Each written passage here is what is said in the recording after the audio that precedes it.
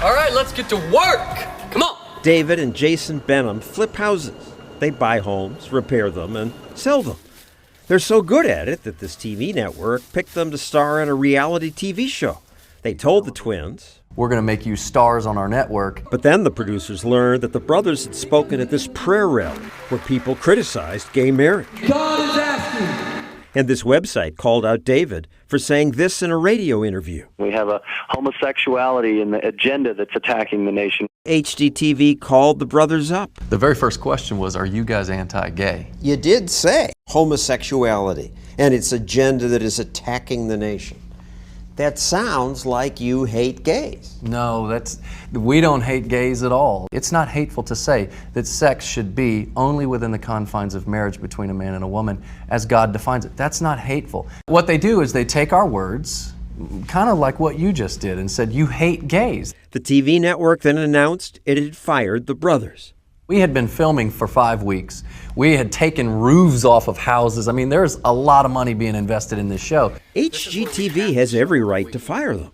The First Amendment applies only to government. Private businesses can have any speech rule they want. It's a private company. They have a right to fire. They do, but they shouldn't do it. Every one of these victories is a victory for an ever more shriveling space for public expression. We're not victims. Hey, they gave us an opportunity and they paid us for about 6 weeks really good money. These days, lots of people get fired because of something they say. I made a lot of jokes that were probably edgy. Pax Dickinson was chief technology officer for Business Insider. But then this website revealed that on Twitter he'd joked about rape and defended sexist jokes, saying it's not misogyny to enjoy boobies. People then said, "I should be fired, I'm a piece of crap, I should be drummed out of tech." The next morning, I was fired. Losing the job is one thing, but being blacklisted from my entire industry that I have 20 years of experience in, that is a much scarier thing. Your tweets are racist, sexist, homophobic. You should be fired. You're a disgusting person. They couldn't find anybody to say that I was ever sexist, professionally or personally. It was just words that got him fired, or certain kinds of words. It's people who only disagree politically with the left who are attacked. The Food Network has dropped Paula Deen. Paula Deen was fired after she admitted to using the N-word 30 years ago. She tried to save her career with this apology. Please forgive me for the mistakes that I've made. But the Food Network never took her back. When the owners of Chick-fil-A said, "We oppose gay marriage," people protested. That's fine, that's free speech. But then government got involved. The mayors of Chicago, San Francisco, and Boston telling Chick-fil-A that it is not welcome in their cities. San Francisco's mayor.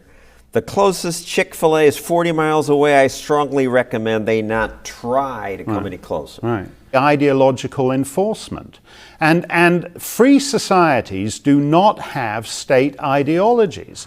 I would hope, but no new Chick-fil-A's have opened in Chicago, San Francisco, or Boston. These comets are time capsules from the early solar system. Leftists also attacked this physicist.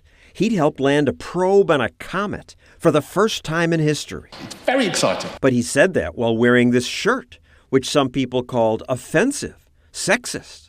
The shirt I wore this week, he quickly apologized. I made a big mistake and I've offended many people, and I'm very sorry about this. The physicist didn't even fight back. He cried at his apology press conference.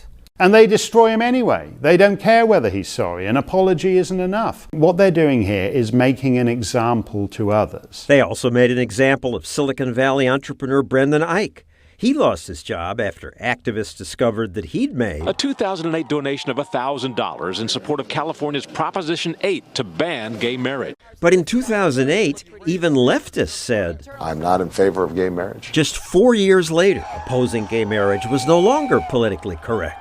And activists discovered Eich's donation. The progressive Silicon Valley community lashed out, accusing him of homophobia and bigotry. Brendan Eich resigned. A year later, Eich still can't find work. He invented, one of the most popular programming languages that we use today and founded the Mozilla browser. His opinion was the popular opinion at that time in California, and he still lost his job for it. There's a vengefulness about this intolerance. Everyone knows Brandon Eich isn't an evil person. He just happens to have a different point of view. Why can't he say that? Maybe part of Eich's problem is that he didn't speak out, defend himself publicly.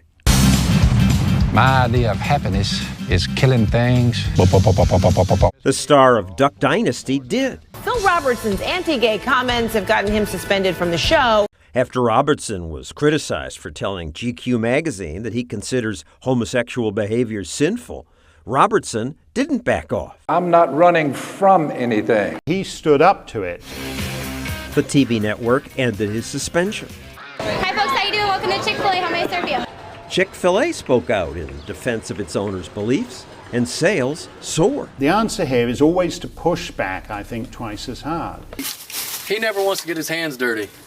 The Benham brothers pushed back. A week after they lost their TV show, someone told them, guys, listen, one of your clients, SunTrust Bank, is actually going to be removing all of their business from you and your franchisees. I got genuinely nervous, like, oh boy, we're going to lose all of our business as a result of a smear campaign from Right Wing Watch. So we decided to take the story public. They told this website. Then Drudge reported that.